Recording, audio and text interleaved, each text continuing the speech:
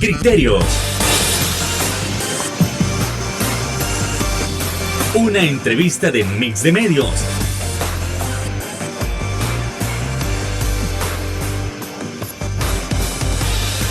Que aborda frontalmente los problemas de El Salvador con los verdaderos protagonistas y plantea soluciones.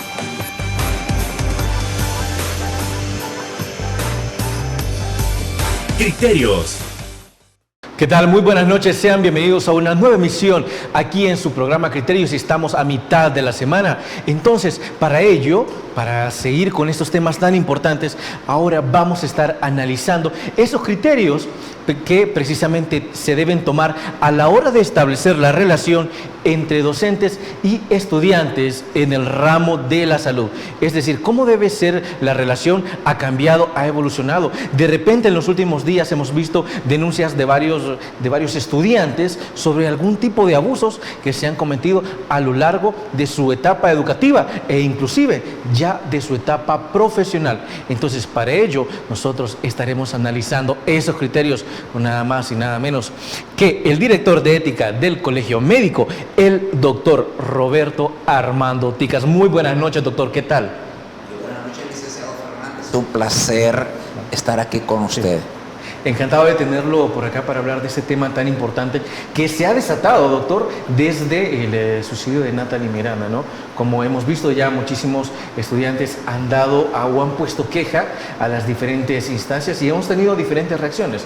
Pero entonces vamos entrando en materia para de paso ir viendo históricamente y desde su perspectiva cómo ha sido la relación docente-estudiante en el ramo de la salud. Sucede que yo comencé a estudiar ya la medicina clínica ahí por el 68. Sí. En ese tiempo la relación docente-estudiante, recuerdo que siempre fue muy buena, fue muy agradable. No me di cuenta que hubiera algún abuso, malas palabras, malentendido. Sí. Entre docente y estudiante. Sí. Sin embargo, últimamente parece que los estudiantes se han quejado de que ciertos docentes como que son muy estrictos, sí, o le faltan al respeto o los acosan, ellos dicen sexualmente, o que los acosan desde el punto de vista docente. Sí. Muchas veces uno tiene que exigirle al estudiante, porque para que la carrera de medicina se lleve a cabo de buena forma, debe de haber una exigencia para el estudiante. Sí. Debe de estudiar. El docente debe de tener ganas de enseñar y el estudiante debe de tener ganas de aprender. Si se rompe eso, se rompe la cadena. Uh-huh. Entonces, actualmente, dado que se tienen esos reproches, probablemente yo que estoy en el comité de ética, actual que tenemos, no se estipula exactamente cómo es que debe de comportarse el docente hacia el estudiante, ¿no? Uh-huh. Pero en nuestro comité de ética dice que debemos de ser respetuosos con todas las personas, tanto en el ámbito docente como fuera del ámbito hospitalario, en nuestra vida común y corriente. Sí. Entonces, sí ha habido algunas demandas al Colegio Médico, aún no han llegado, pero cuando lleguen vamos a ser capaces de iniciar un proceso en donde escucharemos tanto al estudiante como al docente. Doctor, si bien en ciertas situaciones esta línea no está clara, acorde a sus principios, ¿en qué momento se pasa de la línea de ser un estudiante disciplinado a la de la falta de respeto de parte, digamos, del docente? ¿En qué línea considera que ya se ha traspasado? Bueno, sucede que cuando el estudiante de medicina, sí, a la hora, nosotros le llamamos de pasar visita, no contesta está durmiéndose, está con el teléfono en mano. Entonces creemos que el estudiante no quiere aprender. Sí. Entonces se le llama la atención, bachiller o doctor, por favor quiere poner atención, ¿verdad? Sí. Sin embargo, hay veces que podría darse a malentender, digamos, que el docente le toque el hombro a un estudiante o se le acerque y diga algún secreto o que le acaricie el pelo. Eso creo que son malos hábitos de algún médico, ¿ve? No digo todo, yo diría la mínima parte, y si acaso puede hacerse más la mínima parte, a ese grado lo catalogaría. Algún estudiante, de repente entiendo que hay asociaciones de estudiantes que tienen alguna afiliación con el colegio médico, según entiendo, ahora, o al menos que recurren a él, ¿no? Mediante una membresía. Ahora, ¿alguno de estos estudiantes alguna vez ha intentado poner alguna queja sobre este tipo de situaciones? No hay hasta ahora. Yo tengo poco tiempo, quizás unos 28 días de haber iniciado ahí en el colegio médico. Sí. Sin embargo, lo que yo me he dado cuenta, no. Yo he estado en 2 juntas directivas previas desempeñando otro cargo, pero no se ha hecho ese tipo de demanda. Los estudiantes de medicina, nosotros hemos tratado de acercarlo al grado de que se les da gratis la asociación al colegio médico mientras están ellos desarrollando el año social. Tenemos contacto con el estudiante presidente de la Asociación de Estudiantes de Medicina de la Universidad de El Salvador y queremos tener contacto con todas las universidades que tengan facultad de medicina. Así acercarnos a los estudiantes, acercarnos a los docentes y a las autoridades para tratar de quitar ese problema que podríamos tener entre docente y estudiante. Doctor, hay una situación que la semana pasada estábamos analizando con un tema muy pero muy similar, y es que al doctor que invitamos, el doctor Salazar, mencionaba que podrían haber muchos doctores y muy pero muy buenos en su respectiva área, pero que a la hora de ejercer la docencia estamos hablando de deficiencias muy pero muy marcadas. Entonces, acorde a esto, ¿usted considera que debería haber una formación previa en pedagogía antes de que a los doctores se les designe dar clases? Claro, nosotros tuvimos un conversatorio la semana pasada donde estuvo presente la decana de la Facultad de Medicina de El Salvador. Y luego, entre las preguntas de un médico neurólogo, mencionó que para ser docente necesitas estar capacitado en la docencia. No yo por ser nefrólogo voy a llegar a enseñar nefrología si no estoy capacitado. En la Universidad de El Salvador, y supongo que en las otras en la unidad evangélica, y supongo que en las otras facultades de medicina, lo capacitan a uno. Yo tengo docencia universitaria, maestría en docencia universitaria, o sea que de mi parte sí estoy capacitado. Lo que sé es que todos los docentes de la Facultad de Medicina de la Universidad de El Salvador sí hemos tomado ese curso y tratamos pero de aprender. La Universidad de El Salvador, ¿verdad? Perdón, de la Universidad Evangélica. Sí. De la Universidad Evangélica, sí todos tienen esa maestría.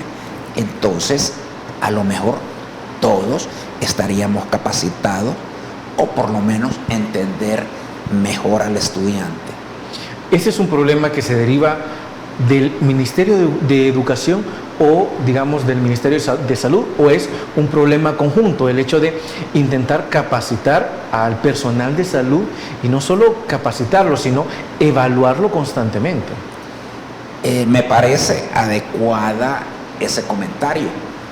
La Facultad de Medicina, ahora que ha sucedido esto, va a tratar de mejorar la capacitación y la relación docente-estudiante de medicina. El Ministerio de Salud y el Ministerio de Educación me parece que no tienen incumbencia en eso, ya que es una relación empleador-empleado. Entonces, nosotros como médicos debemos de capacitarnos y la facultad debe de darnos a nosotros los o las capacitaciones posibles. Por ejemplo, le voy a decir algo, que es duro eso. Adelante. Porque digamos que un médico quiere capacitarse desde el punto de vista para mejorar su capacidad en la especialidad. Entonces, el hospital no le da permiso de que vaya a capacitarse. Tiene que el médico de pedir permiso sin goce de sueldo. Entonces ahí quizás el Ministerio de Salud bien pudiera ayudarnos en ese tópico. La decana de la Universidad de El Salvador sí mencionó que ahora que ha sucedido esto, va a tratar de cambiar todo el status quo que tenemos hasta ahora. Desde la docencia, ¿qué es lo que se debe cambiar, doctor? ¿O qué es lo que se proyecta a futuro?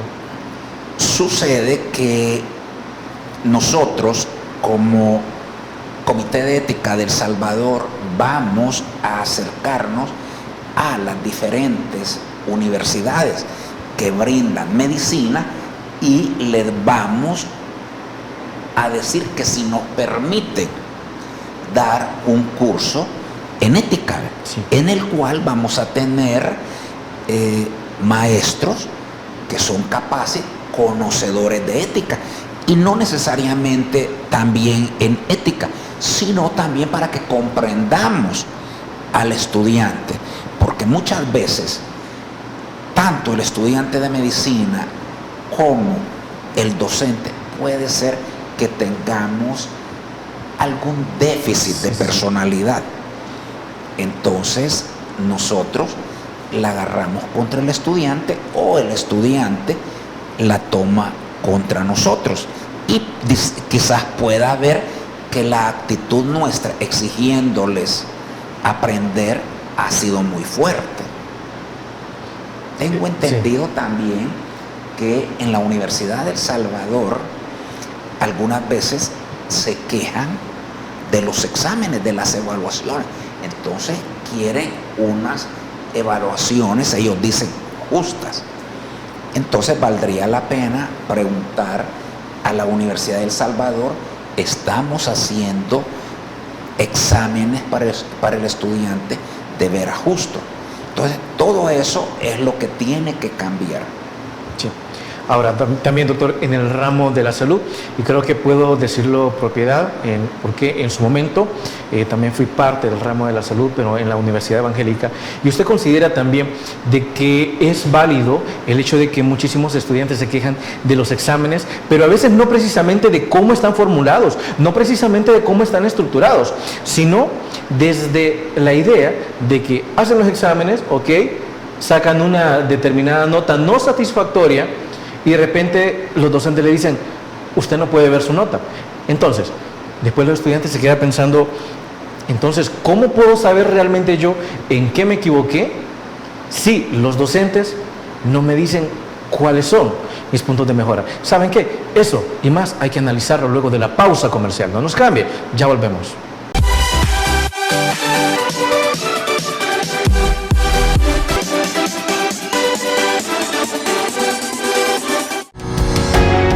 Samvar, una empresa que cree en la sostenibilidad ecológica y en la cultura de productos biodegradables en El Salvador, decididos a proveer las mejores soluciones en limpieza, porque cuidar el medio ambiente es tarea de todos.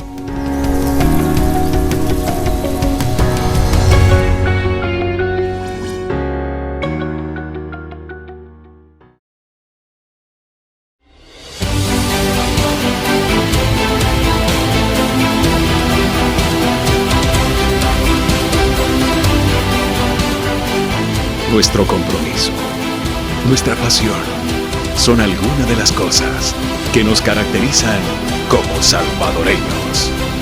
Farmacia La Buena, la farmacia de todos.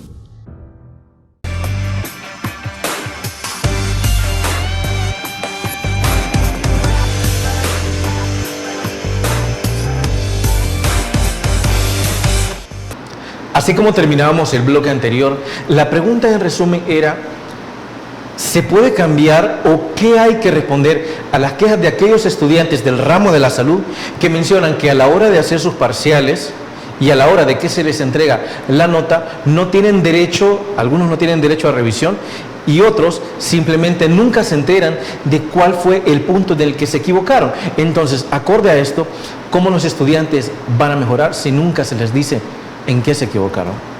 Doctor Dicas. Sí, licenciado. Sí, ¿verdad? Se debe de enseñarle a los estudiantes en qué fallaron o resolver el examen. Resolver juntos el examen, que sería resolver idóneo, juntos, ¿no?, el examen, decirles cuál es la contestación correcta. Ha cambiado la forma de hacer examen. Antes nos pedían sí o no, después nos pedían múltiples cosas. Entonces, hasta la forma de cómo se hacen los exámenes han cambiado. Y es bueno resolver el resultado de los exámenes con cada uno de ellos. Y la nota se pone en una pizarra. Entonces ellos son capaces de ver antes o después de la nota, se puede resolver el examen. Yo creo que todos lo hacen. También, digamos, siempre en la misma universidad que le mencionaba, existía el caso de que a muchos estudiantes no pedían la revisión de su parcial porque les decían: ok, tú puedes pedir una sola vez revisión, pero si yo te lo reviso, y eso lo decían los docentes, si yo te lo reviso, tienes dos opciones: o te sube la nota, o si en caso alguien te ha ayudado o nosotros no nos hemos fijado un punto que lo tienes bastante malo, al final tu nota te va a terminar de bajar. Entonces muchos estudiantes dicen: no, mejor no me arriesgo y mejor la nota que me quede así, me sigo esforzando para el siguiente, aunque yo no sepa en qué me he equivocado. ¿Qué opina al respecto? Sí, me extraña esa pregunta, porque yo diría, en mi caso, si yo le reviso el examen a un estudiante, entonces yo creo que le mantendría la misma nota. Así es. O si yo me he equivocado en calificarla, tal vez se le subía más, pero bajarle no, ¿verdad? Ya seríamos demasiado estrictos, diría yo. Y la idea es que juntos se pueda revisar, entonces, en el mejor de los casos, ¿no? Exacto.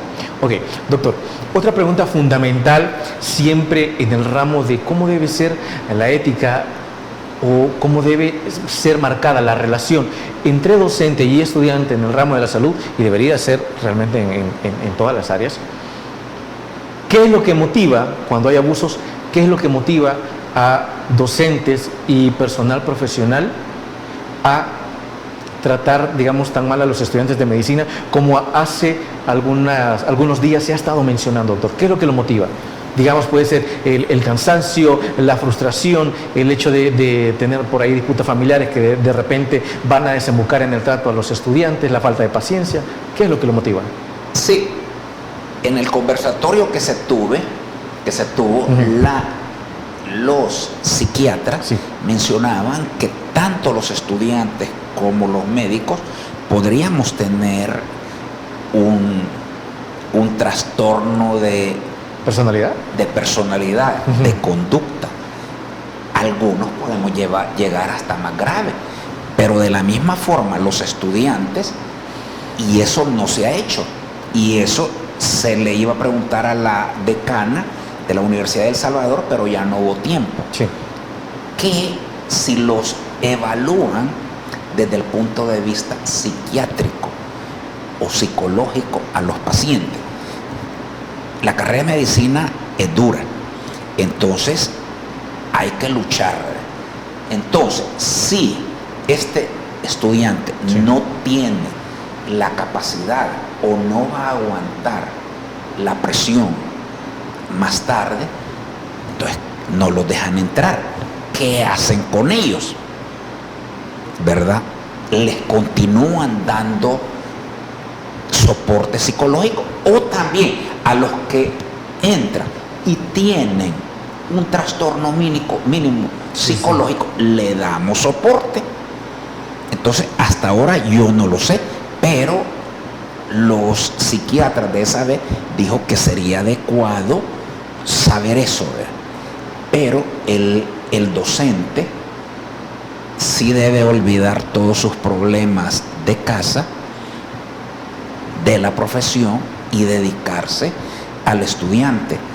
Por ejemplo, decían que hay que saludarlos, que hay que decirles bachiller o doctor, ¿verdad? No hay que decirles, hey, usted no sabe nada, usted no viene para esta carrera. Entonces hay muchas frases que quizás no son adecuadas y quizás alguna vez uno lo ha dicho, quizás sin querer, ¿ve? Y al darse cuenta, por supuesto, debe de pedir disculpas, disculpas ante todo el grupo en frente al que lo ofendió.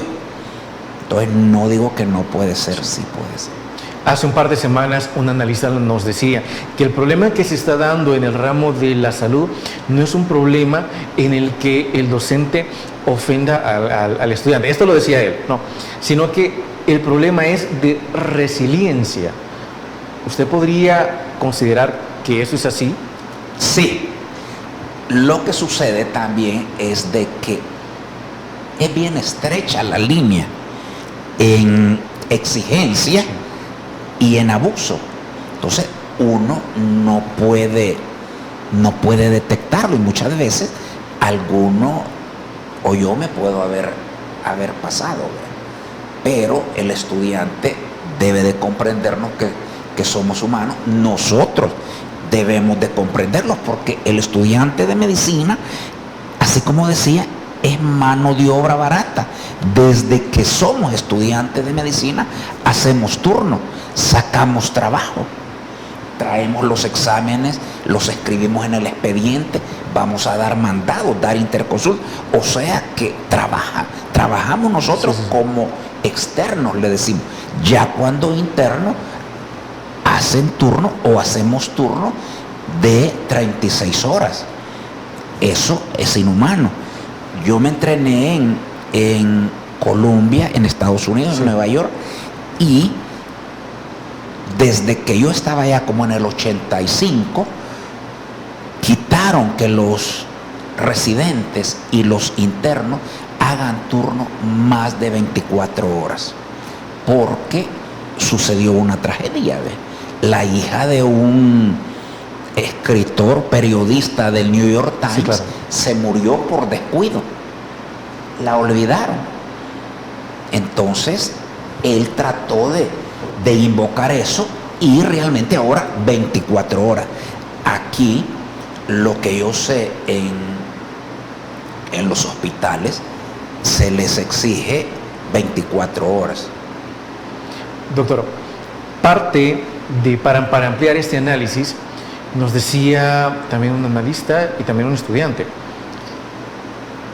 que el problema de hacer de 24 hasta 36 horas era que en las últimas horas el estudiante o el residente ya no estaba en las mejores condiciones favorables, o ya no estaba lúcido como para seguir atendiendo a los pacientes, y de repente los pacientes se venían a quejar: no, mire, el doctor me trata muy mal, o el residente me está tratando bastante mal, o anda a saber si anda enojado, pero es porque se entiende que ya no puede con el cansancio y ya está cansado como de dar consultas cuando ya lleva más de 24 horas, según entiendo. Exacto, nos volvemos irritables al atender pacientes luego de un turno o ya en las últimas horas del turno.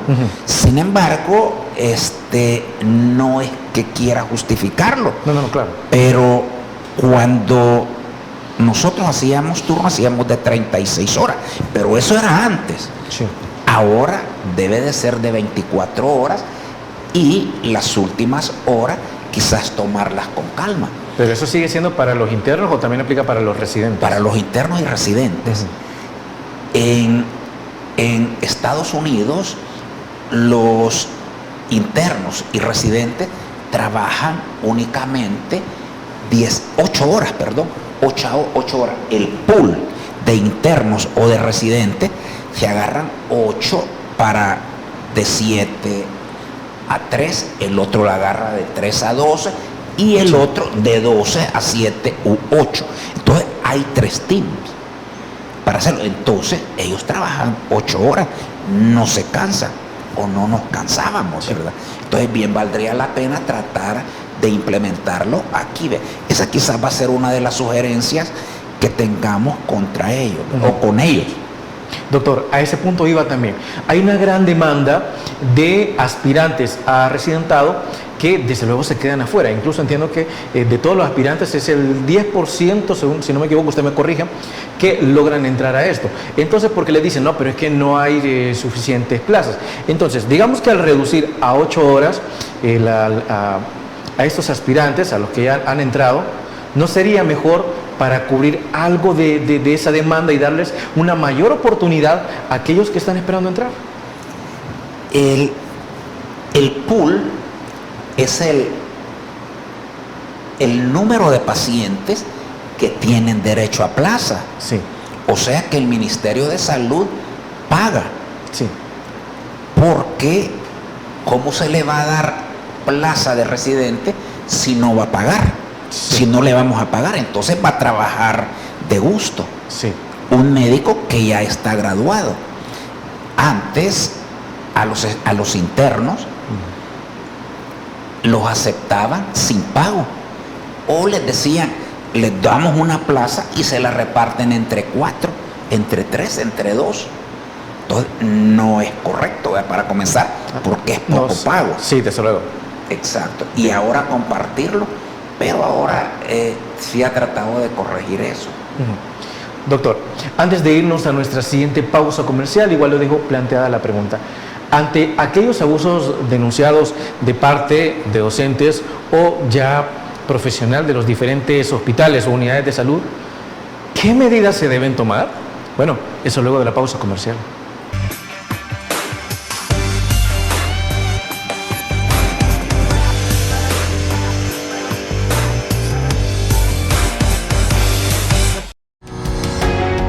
Samvar, una empresa que cree en la sostenibilidad ecológica y en la cultura de productos biodegradables en El Salvador, decididos a proveer las mejores soluciones en limpieza, porque cuidar el medio ambiente es tarea de todos.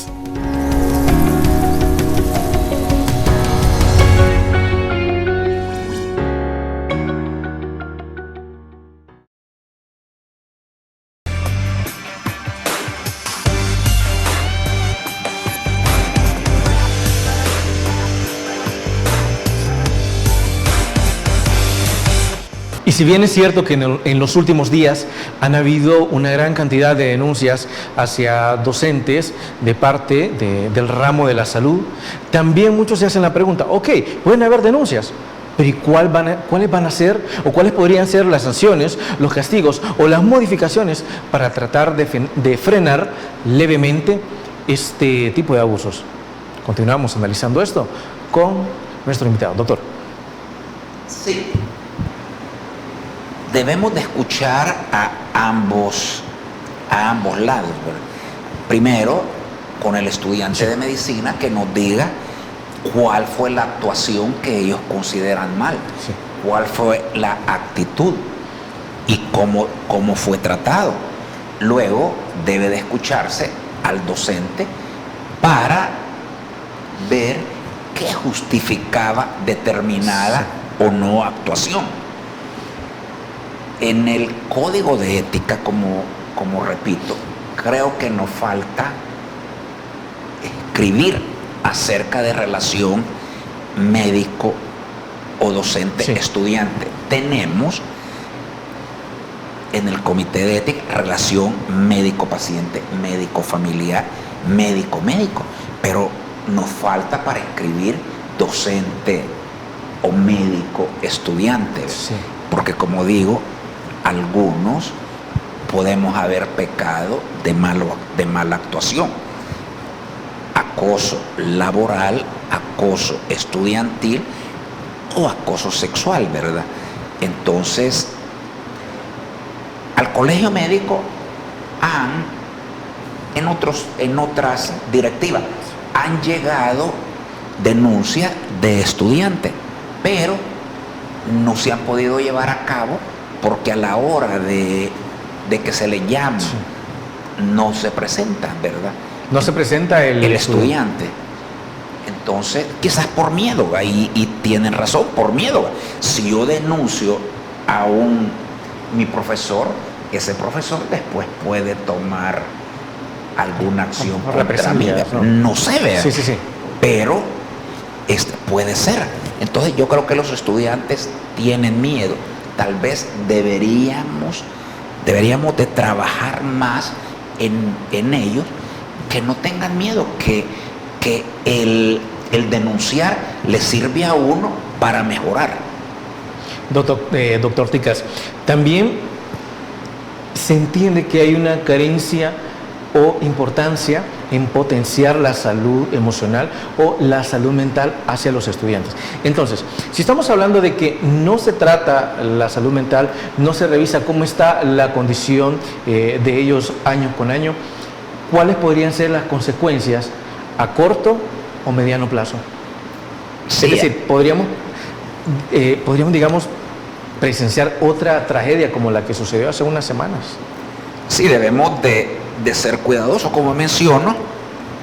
Al tiempo de hacer la selección, podemos hacer la evaluación psicológica y tratar ese problema psicológico. Y a medida que va avanzando, va aumentando la presión. Muchas residencias tienen lo que se llama escalonada. O sea que entran 5 residentes a primer año, 4 entran a segundo, 3 a tercero y 1 es jefe de residente. Entonces los 5 están pensando en qué es lo que va a pasar el siguiente año, y sea que no, perdemos la capacidad mental de reaccionar ante un estrés. Pero puede haber pleito, y hay, entre estudiante y estudiante. ¿Qué quiere decir? Que no le brindamos al estudiante el soporte psiquiátrico y psicológico que potencialmente pueda necesitar. Eso es algo que se debe cambiar. Nosotros, como docentes, tenemos la obligación ante esto que ha pasado en revalorarnos cada uno de nosotros si actuamos mal alguna vez, o si no, tratar de mejorar. El que falló, pues puede mejorar, y podemos hacerlo nosotros solos, buscando ayuda, o la universidad de la que dependemos debe de darnos el soporte en salud mental. Sí, doctor, debe haber una concientización masiva respecto a la importancia de la salud mental. A ver, ¿y eso por qué lo digo? Porque de repente entre los mismos estudiantes de medicina o del ramo de la salud en general, entre las personas que están estudiando un técnico en enfermería, ¿no? De repente, no consideran, incluso ellos mismos, que la salud mental sea importante, sino hasta que ya no pueden más con la carrera. Entonces, es decir, entiendo también que en diferentes universidades hay atención psicológica gratuita, pero no van por el mismo estigma, ¿no? De que, no, pero ¿para qué voy a ir a la unidad de psicología si yo no estoy loco, yo no soy loca? Es decir, seguimos estigmatizando o reduciendo de que la salud mental no es importante, ¿no? Entonces, ¿se debe hacer una concientización masiva? Sí. Valdría la pena que, para que no se estigmatice, sí, ir todos los docentes a nuestra salud mental, bueno, sí, e ir todos los estudiantes a la salud mental, ya estén sanos o enfermos, un poquito enfermos. Entonces, Sí. deberíamos de buscar la salud mental e ir todos para que nadie le diga a otro, hey, tú sos neurótico, tú sos ansioso, Sí. tú estás deprimido, tú eres bipolar. Entonces, si vamos todos, nadie va a saber qué es lo que sucede dentro del consultorio. Es decir, y también, digamos, podemos crear una especie de mayor resiliencia Exacto. ante determinados comentarios, ¿no? Y volvemos al caso trágico que pasó hace unas semanas, donde a esta estudiante le dijeron, no, bueno, tú en 7 años no has servido para nada, no has servido como estudiante. Eso también debe haber un tratamiento a tiempo, ¿no? Sí, cuando una persona, cuando un estudiante ha llegado al internado, quiere decir que ha estudiado mucho, que es capacidad de atender la teoría. Ahora va a poner esa teoría en práctica. O sea que no ha servido, no es cierto que no ha servido para nada. Sí. Ha servido, ¿verdad? Porque ha pasado todos sus exámenes y ahora está haciendo la práctica. Y ha llegado tan alto, ¿no? Ha llegado lejos. Exacto.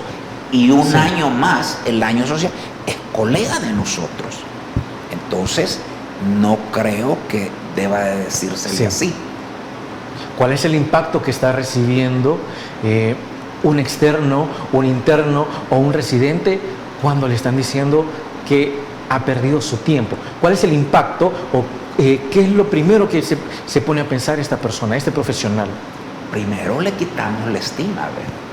La autoestima, te la quitamos totalmente, porque no se lo decimos uno a uno, sino que está el grupo con el que se pasa visita. Entonces es mucho el impacto emocional que le podemos causar. Puede llorar, puede deprimirse, puede renunciar de medicina, y la familia hace un gran esfuerzo para llevarlos hasta acá. Entonces, tal vez los padres de familia deberían de exigirle a sus universidades que capaciten mentalmente a nosotros, ¿verdad? Y que tengan cuidado también de la capacidad mental de sus estudiantes. Ambos necesitamos ayuda. Y de repente, según entiendo, pasa lo mismo cuando, digamos, se le llama la atención, pero de una manera bastante irrespetuosa de parte de los docentes a los estudiantes, pero enfrente de los mismos pacientes en las diferentes unidades de salud. Ahora, doctor, también quisiera saber qué es lo que debería hacer o qué cartas están pensando en tomar los diferentes ministerios o instituciones al respecto. Pero eso, luego de nuestra siguiente pausa comercial. No nos cambien, chao.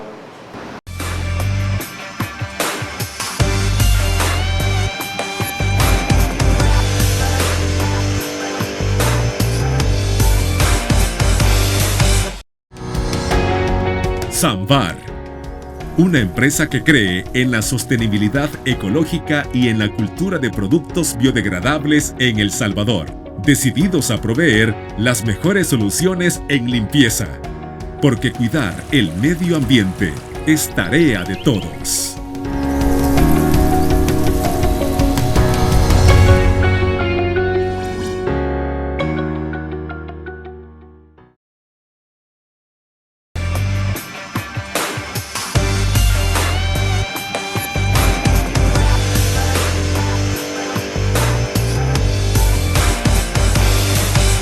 Una pregunta sumamente importante a raíz de todas estas denuncias de los estudiantes y médicos externos e internos y que están en su residentado es, ok, ¿qué medidas pueden tomar al respecto las diversas autoridades? Digamos, el Ministerio de Salud, el Ministerio de Educación, de repente el Instituto Salvadoreño del Seguro Social, ante este tipo de situaciones.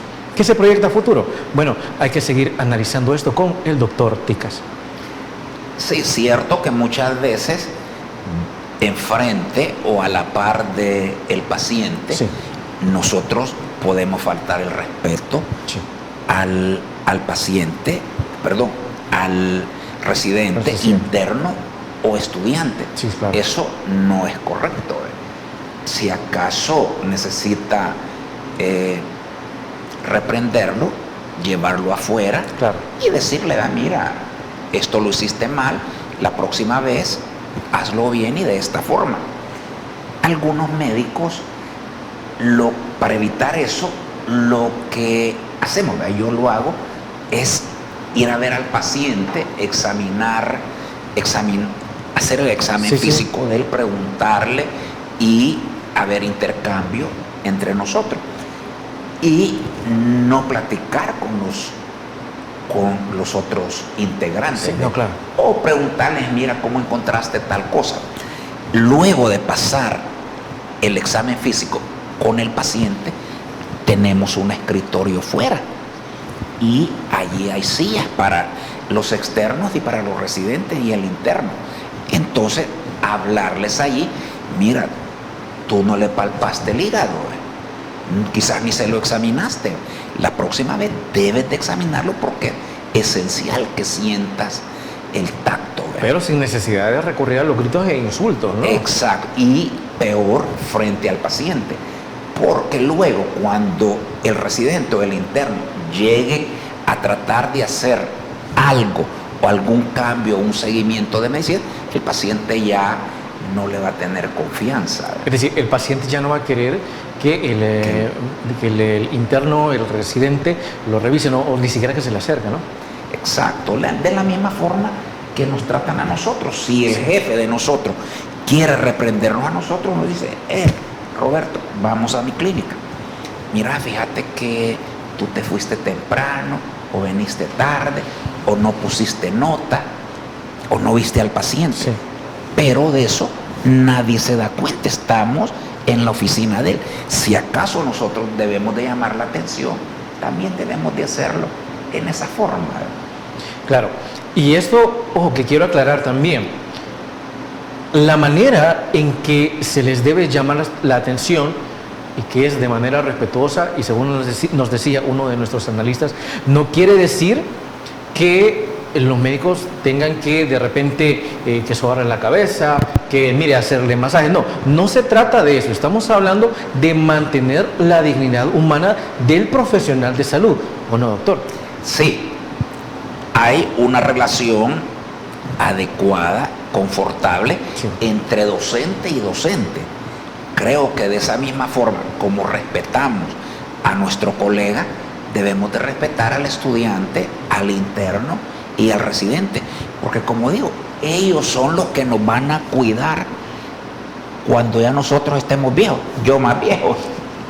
Entonces ellos son los que ellos ameritan respeto, pero también necesitamos que ellos nos respeten a nosotros. Sí, no, desde luego. Nosotros, si nosotros les pedimos, necesito una presentación de tal